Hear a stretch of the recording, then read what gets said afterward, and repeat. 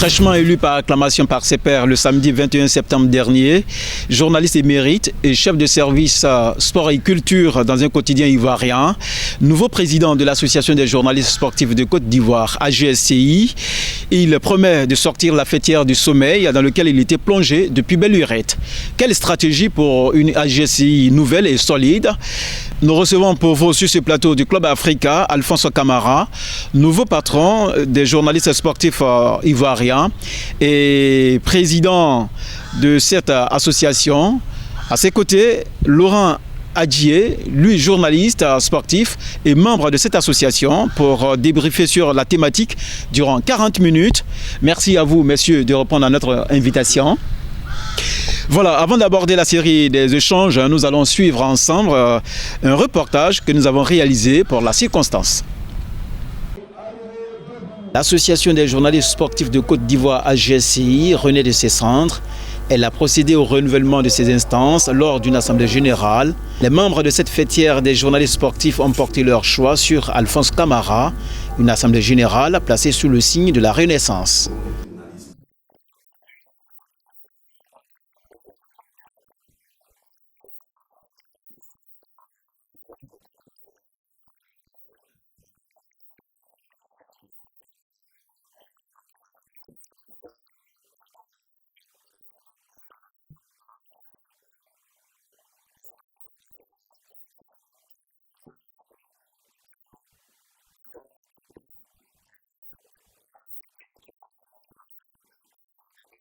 Je souhaiterais qu'aujourd'hui, qu'ils tiennent compte du genre, parce que l'AJSCI compte aussi des femmes, et donc dans la formation de son bureau, vraiment qu'il y ait des femmes, que ça ne s'arrête pas seulement qu'aux hommes.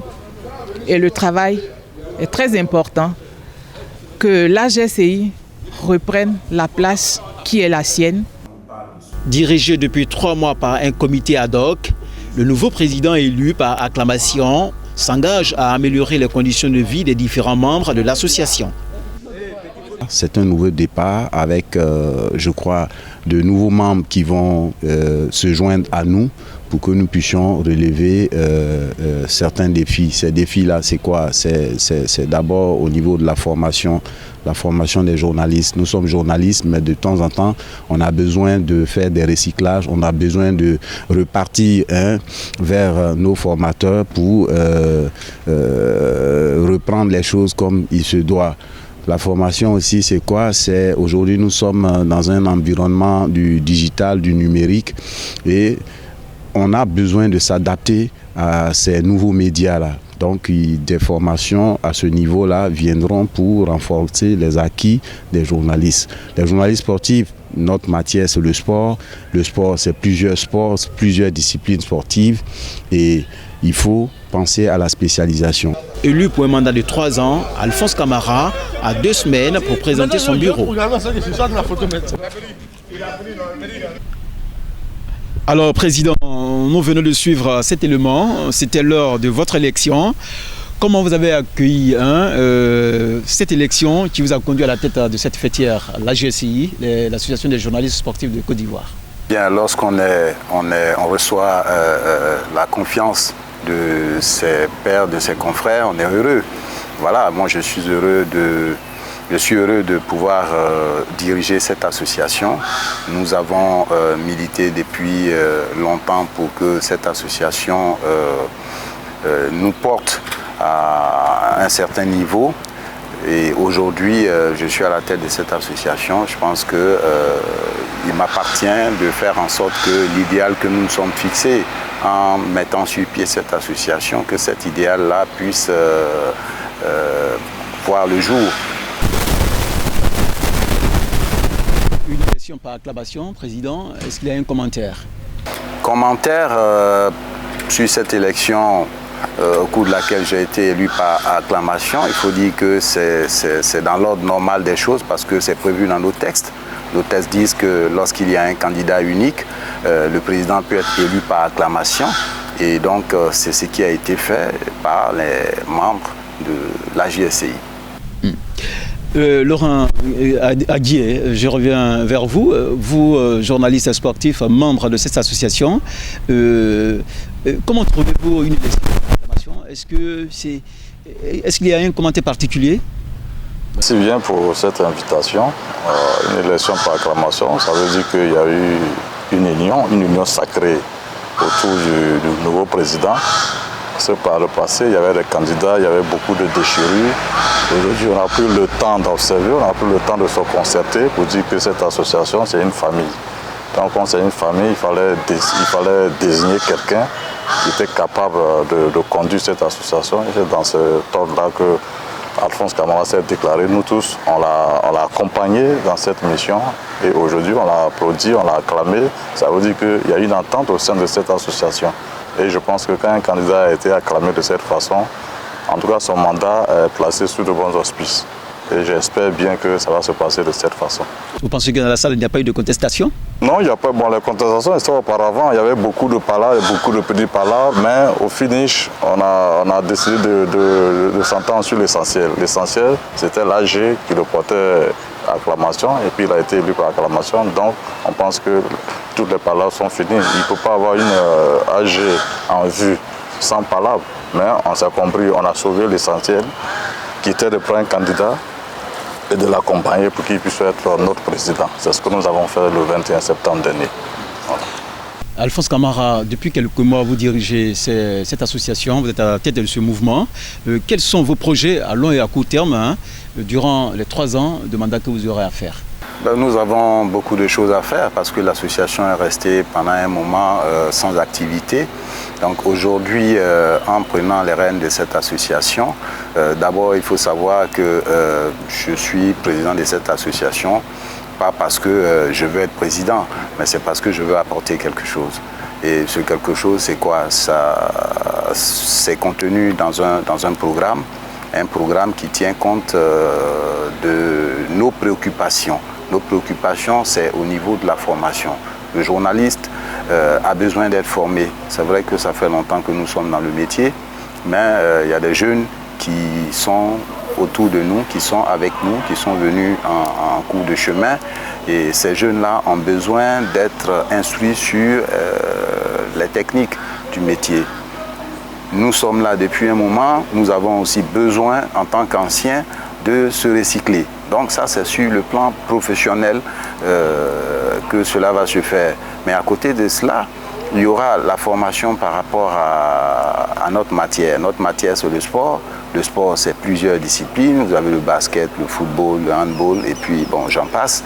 Donc, pour pouvoir écrire sur un sport, il faut connaître ce sport, les règles, les techniques, et à tous les niveaux. Il faut connaître ça. Et puis, donc, ça demande qu'on puisse aller vers les fédérations pour que ces fédérations nous aident à comprendre, nous aident à mieux nous outiller pour pouvoir faire la promotion de ce sport-là. Il y a cela, et ça va aussi dans le cadre de la spécialisation. Parce que aujourd'hui, on a besoin d'être spécialisé dans les sports. En Côte d'Ivoire, en Afrique, le journaliste sportif suit beaucoup de sports, mais il n'y a pas de spécialisation. Or, c'est ce que les instances internationales recommandent. Quand vous allez au CIO, on vous dira qu'il faut que les journalistes se spécialisent. Et donc, nous allons amener nos membres à suivre des formations dans ce sens, avec l'appui des spécialistes en la matière, pour qu'ils soient suffisamment instruits. Et le troisième point, c'est la formation par rapport aux nouveaux médias. Aujourd'hui, nous assistons vraiment à l'expansion une floraison de médias.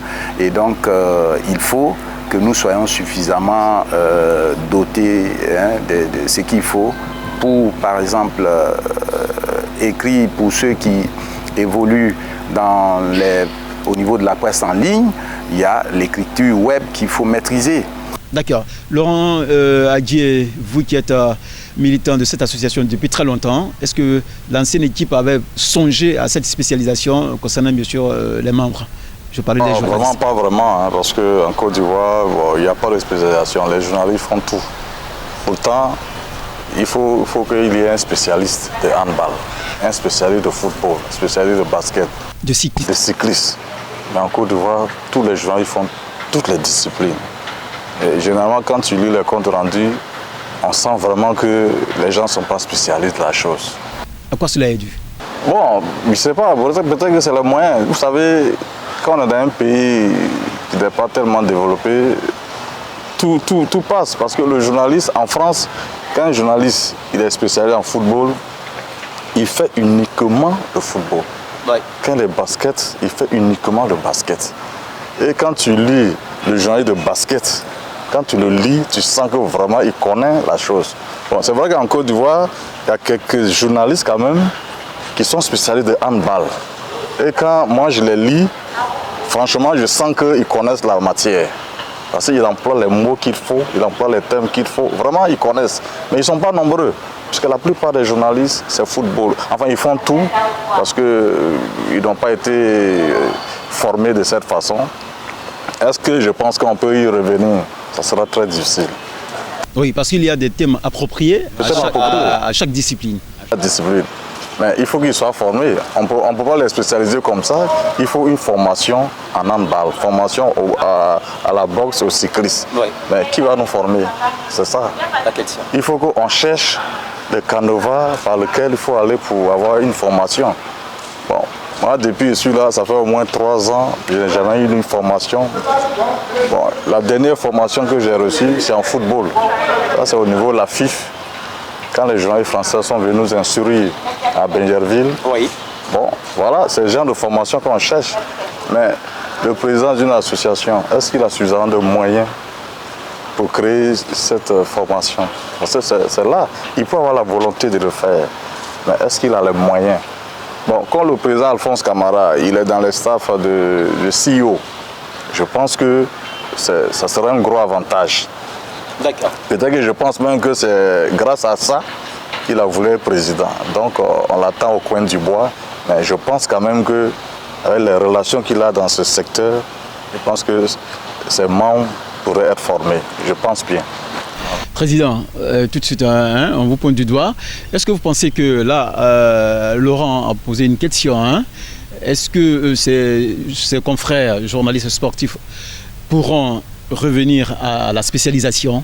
Est-ce que c'est possible? Je pense que c'est dans leur intérêt.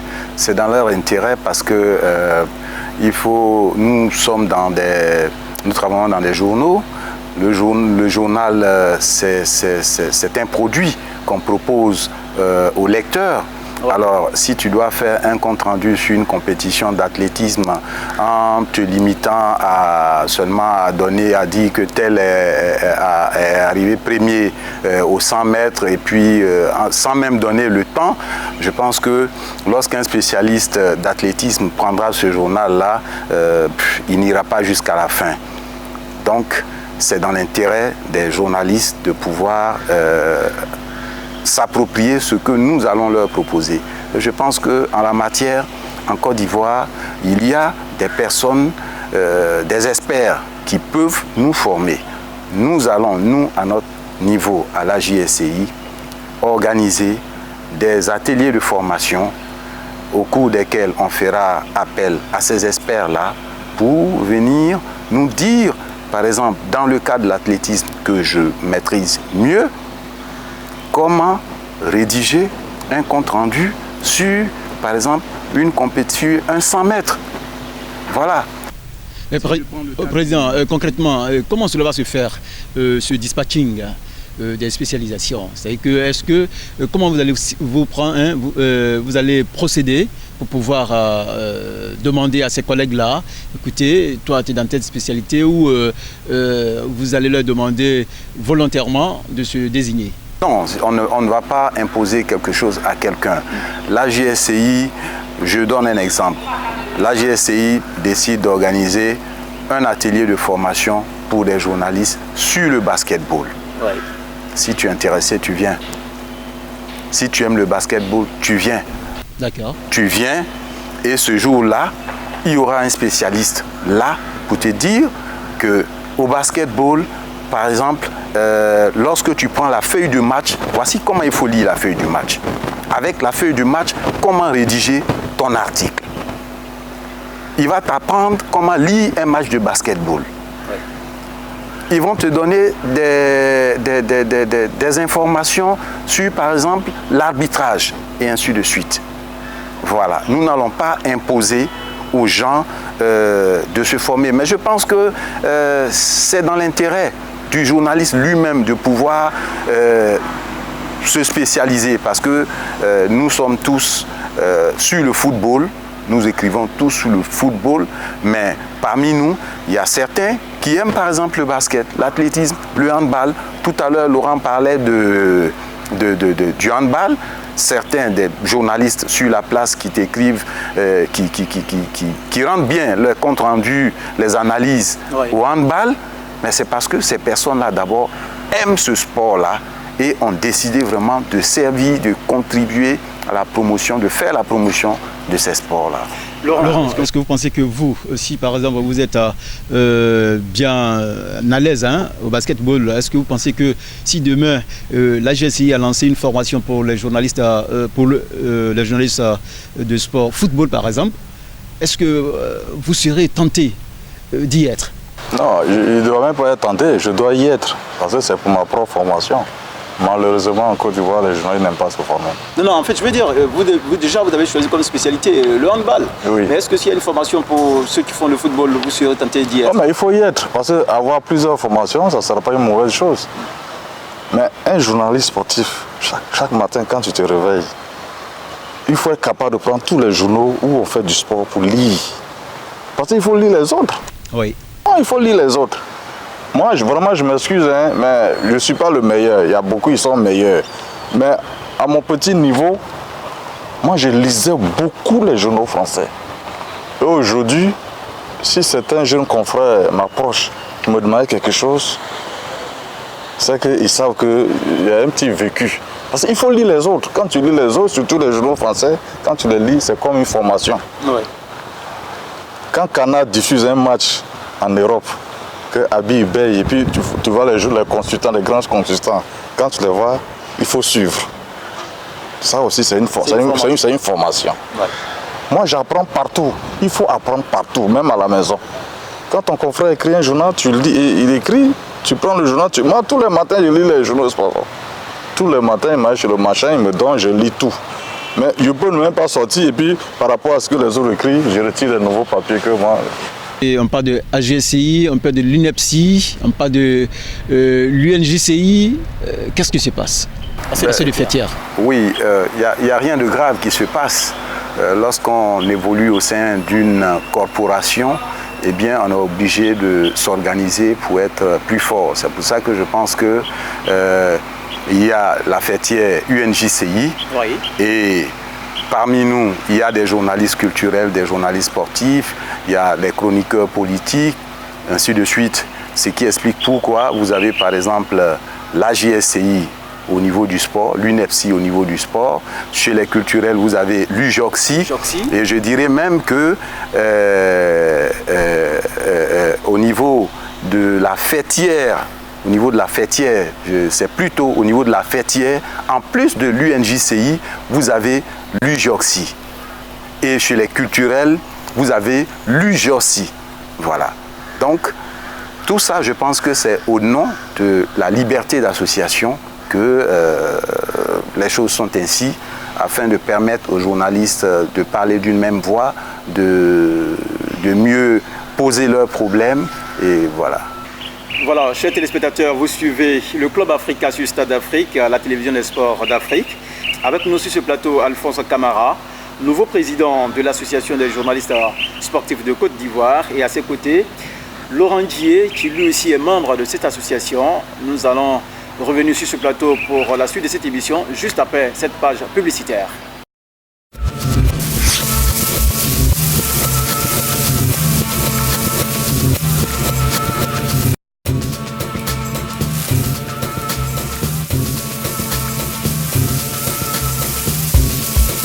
Voilà, nous sommes de retour sur le plateau pour la dernière ligne droite de notre randonnée. Si vous venez de nous prendre en marche, nous sommes toujours avec nos deux invités. Alphonse Camara, nouveau président élu de l'Association des journalistes sportifs de Côte d'Ivoire, AGSCI.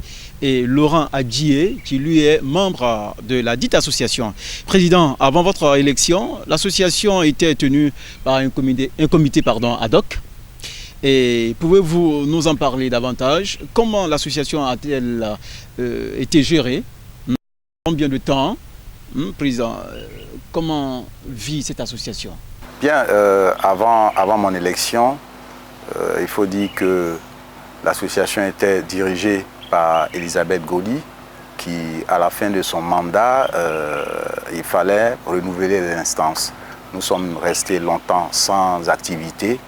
Et donc, face à cette situation, nous avons décidé de mettre en place un comité ad hoc pour pouvoir faire le déroulement du chronogramme que nous nous sommes fixés afin d'aboutir à l'Assemblée générale élective. Donc, pendant près de 3-4 mois, le comité ad hoc dirigé par Annoncia Sewé, Eugène Diabia et René Kofi a travaillé, a fait un chronogramme, a ouvert les candidatures et c'est comme ça que j'ai porté ma candidature qui a été soutenue par, je dirais, la majorité des membres. Et le 21 septembre dernier, nous sommes allés à cette assemblée générale qui m'a élu. Laurent, comment vous avez vécu ce moment-là? Bon, c'était un moment difficile pour une association, parce qu'une association, elle doit être en veilleuse, elle doit être en activité à chaque fois. Et les petits problèmes ont fait qu'on a eu une petite cassure. Mais l'essentiel a été vraiment sauvé.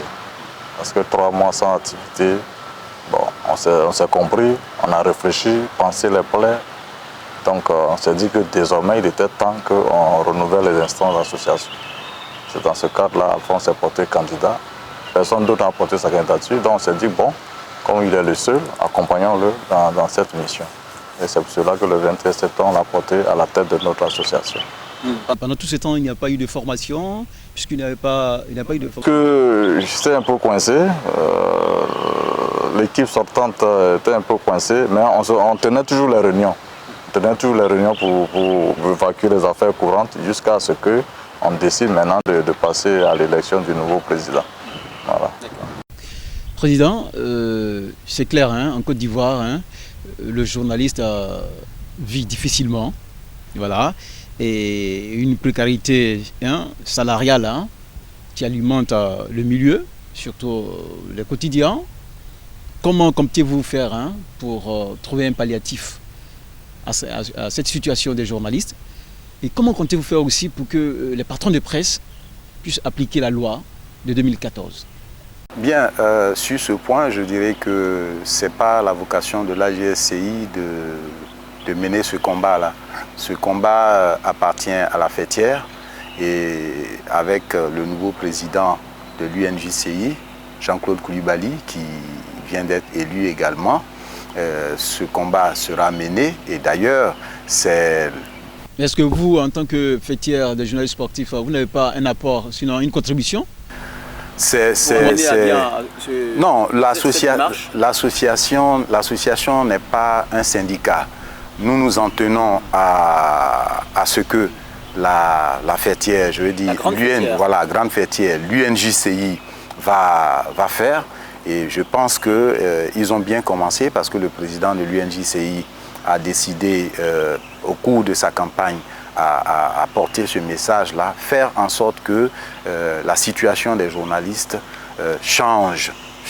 Et c'est pour ça qu'il a décidé d'aller vers l'État afin que la subvention qui est octroyée aux patrons de presse soit revue à la hausse pour permettre à ces entreprises de presse-là de traiter comme il se doit les journalistes et en plus de cela aussi de pouvoir continuer d'exister parce qu'il ne faut pas se le cacher. Aujourd'hui, nous traversons des moments difficiles au niveau de la presse papier, nous traversons des moments difficiles et nos entreprises ont besoin d'être soutenues. Et donc, cette action du président de l'UNJCI, je pense qu'il faut la saluer, il faut l'accompagner pour que nous puissions bénéficier des retombées. Et donc, je pense que le président de l'UNJCI saura se donner les moyens qu'il faut pour pouvoir atteindre cet objectif-là. Laurent, vous qui êtes dans le métier depuis très longtemps, est-ce que vous pensez qu'il y a au moins quelques organes qui bénéficient de cette opportunité? Je veux parler bien sûr de la subvention, de l'application de la loi de 2014, concernant bien sûr les salaires des journalistes. Il y a quelques journaux qui appliquent la convention, vraiment ils sont rares. Mais quand ils doivent appliquer même encore, il y a des grincements dedans. Oui, parce que tout à l'heure, vous parliez des journalistes qui ne sont pas trop impliqués dans les affaires de l'association. Ils préfèrent aller courir après les reportages pour les retombées. Ah, c'est ça. À la fin du mois, s'ils n'ont rien, ils sont obligés de courir derrière les reportages. Ce n'est pas de leur faute. Il faut vraiment que, comme Alphonse l'a dit, il faut que l'UNJCI, le président Coulibaly Jean-Claude, vraiment lors de sa campagne, il a vraiment séduit, il a convaincu. Maintenant, ce qu'il a dit et ce qu'il va faire, c'est deux mondes différents. Mais j'espère bien qu'il va le faire. Est-ce que vous êtes optimiste? Pour qu'il puisse le faire, il faut que les journalistes l'accompagnent. Parce que l'UCI ne peut pas. Il faut que dans sa mission, tout ce qu'il va décider de faire, les journaux l'accompagnent par des écrits. Et c'est là aussi le problème des journalistes. Ils sont comme des cordonniers, ils arrachent sur les gens. Et puis eux-mêmes, ce qui les concerne, ils ne prennent pas ça au sérieux. Mais je pense que si Coulibaly et son staff mettent en exécution leur programme, comme ils ont dit, je pense que les journalistes doivent suivre le mouvement. Parce que c'est ensemble qu'on peut convaincre l'État à dégager des moyens pour que les journalistes puissent être libérés. Ce qu'il est en train de dire, c'est ce qui se fait dans les grands pays comme en France. Il a pris l'exemple de la France. Donc il faut que nous l'accompagne. Parce que l'UCI ne peut pas. Ça, je reviens encore là-dessus. Oui. Voilà, parce que les journalistes, vraiment, ce qui les concerne là, vraiment, ils ne prennent pas ça au sérieux.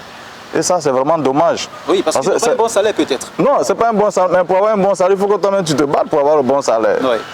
Bon, le gars, tu arrives là, il te donne quelque chose. Si tu dis tu ne veux pas, et puis tu t'en vas. Mais ce qui les concerne là, ils ne prennent jamais au sérieux. Ça fait que les patrons de presse aussi, l'État aussi se dit que bon, comme ils se contentent du peu, bon, on va la laisser dans ça.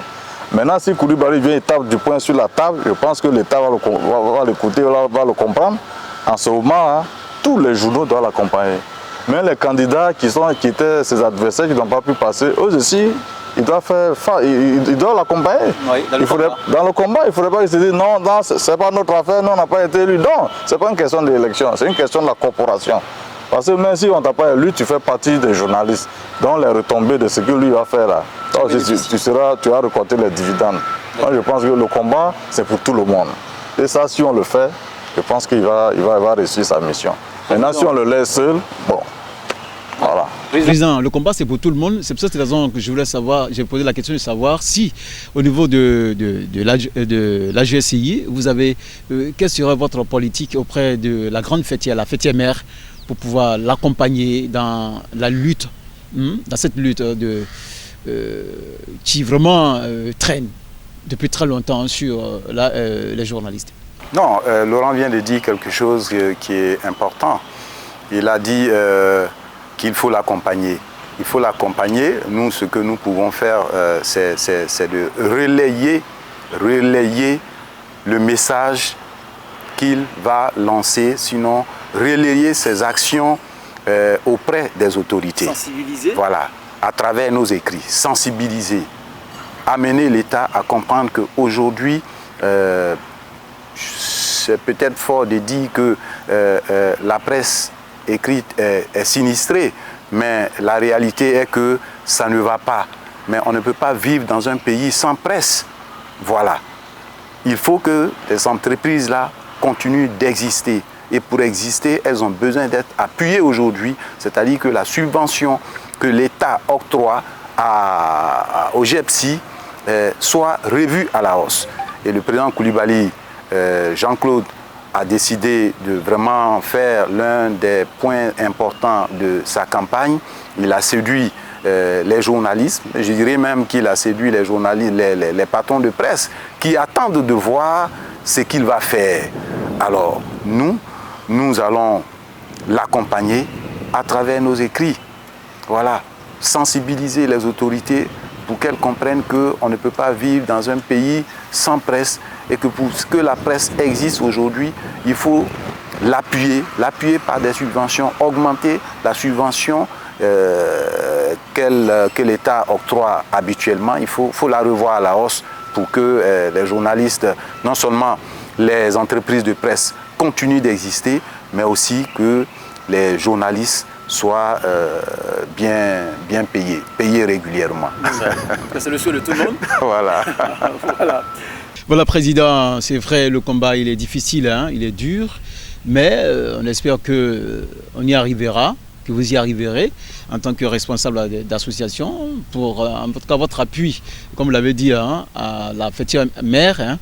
Aujourd'hui, on constate aussi qu'il y a assez de floraison, hein, des médias, surtout au niveau des réseaux sociaux. Il y en a assez. Et est-ce que cela n'est pas un danger pour les médias classiques? Oui, danger, je ne dirais pas danger. Je pense qu'il faut prendre ça aussi comme une force. Il faut prendre ça comme une force.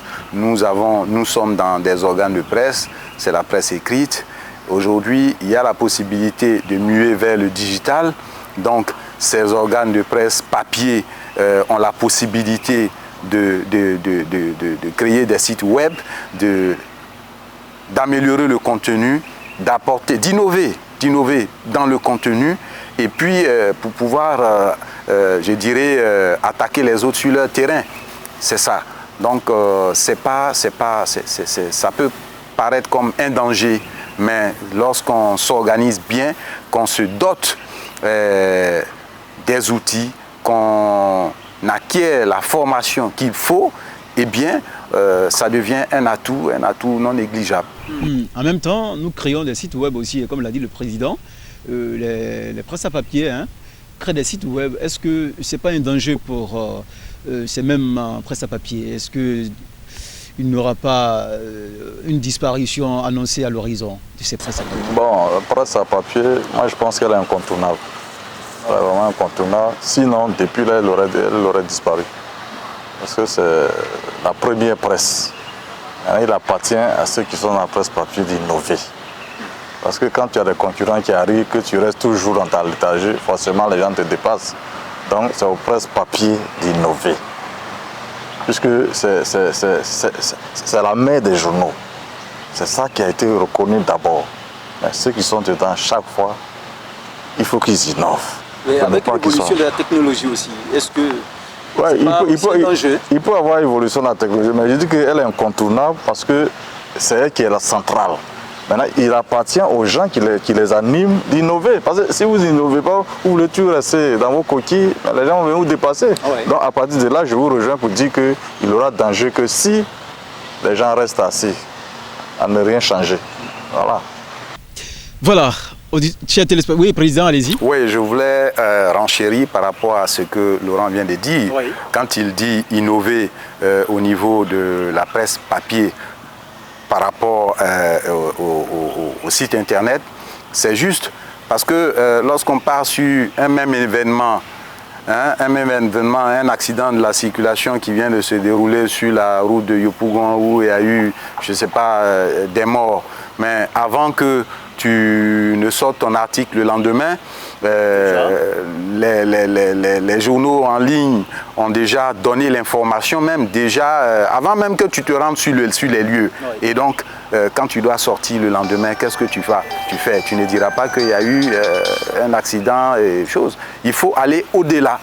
Il faut aller au-delà, donner des informations aux lecteurs qui, même ayant déjà vu cette information sur les réseaux sociaux, se disent « Ah mais tiens, c'est vrai, j'ai vu, mais là, on nous donne quelque chose de nouveau que les autres n'ont pas dit. » C'est ça. Donc, il faut toujours il faut innover pour pouvoir faire face à la concurrence de la presse en ligne. Voilà, chers téléspectateurs, nous sommes sur le plateau du Club Africa pour cet autre numéro et nous recevons sur ce plateau Monsieur Alphonse Camara, qui lui est le nouveau président de l'Association des journalistes sportifs de Côte d'Ivoire. Et à ses côtés, Laurent Dié, qui lui est membre de cette association. Il est journaliste sportif. Président, avant de terminer, nous tirons la fin de notre échange. Mais avant de terminer, revenons un peu sur vos projets. Quels sont vos grands chantiers, vos priorités? concernant bien sûr cette association dont vous êtes le nouveau patron en ce moment. Voilà, on a déjà parlé de ça. Au départ, j'ai parlé de la formation même au plan professionnel, au plan journalistique, et j'ai parlé de la spécialisation. Et le troisième point important, c'est la formation sur les nouveaux médias. Tout à l'heure, on parlait de la concurrence avec les réseaux sociaux. Et justement, ce troisième point vient pour permettre aux journalistes de faire face à cette concurrence-là. Voilà pourquoi nous avons prévu des formations sur les nouveaux médias, sur l'écriture web, sur les moteurs de recherche, en tout cas, tout ce qu'il faut, tous les outils qu'il faut pour permettre aux journalistes d'être opérationnels aujourd'hui, aussi bien pour la presse papier que pour la presse en ligne.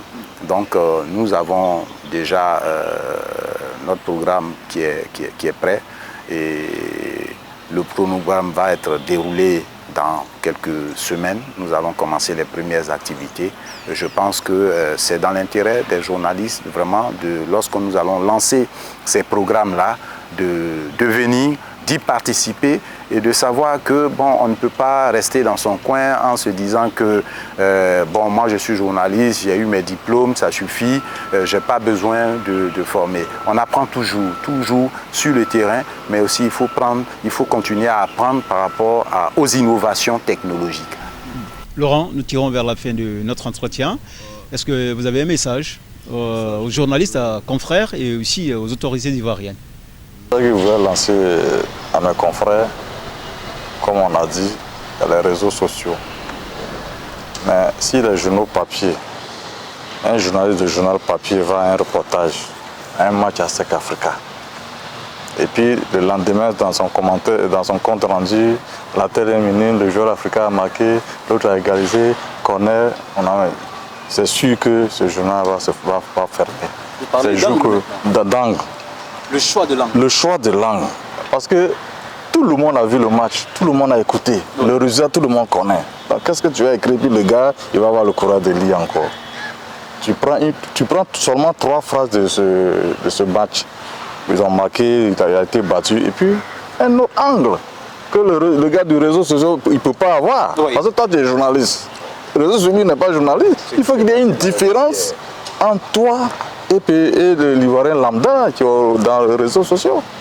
Donc si on ne fait pas ça là, et la plupart du temps c'est ce que je constate, quand moi je viens et lis, il y a quoi on en dit, je ne lis pas. Parce qu'il n'y a rien de particulier par rapport à ce qu'on a entendu, ce qu'on a vu. Donc je les exhorte à travailler, à fouiller. Il y a matière à écrire, il y a beaucoup d'angles, mais il faut chercher. Malheureusement, les journalistes ivoiriens, nous on ne cherche pas. On se contente du peu, on vient, on balance. Il y a beaucoup d'angles. La recherche aussi fait part de la formation. Hein? Pardon? La recherche aussi fait part de la formation. Oui, il faut se documenter. Ouais. Aujourd'hui, il y a Google. Les gens m'appellent Google. Pourquoi? Parce que moi, avant... votre sobriquet? Ouais, mais avant, là, moi, il n'y avait pas Google, il n'y avait pas Internet. Mais quand il y a un match se joue, j'ai un vieux caillou, je notais tout. Donc quand ça vient, je regarde et puis je me rappelais de tout. Mais aujourd'hui, un confrère va me dire, hey, chère année, en telle année, à Sec a joué, ou bien Côte d'Ivoire joue, ou bien Africa a joué, tu ne te rappelles pas? Je vais lui donner. Mais quand je te donne, il faut noter. Oui. Voilà. Merci à vous, Alphonse Aguié, pour votre réaction sur ce plateau. Président, nous sommes à la fin de notre entretien. Votre mot de fin, en tout cas en tant que président de l'Association des journalistes de Côte d'Ivoire, sportif bien sûr de Côte d'Ivoire.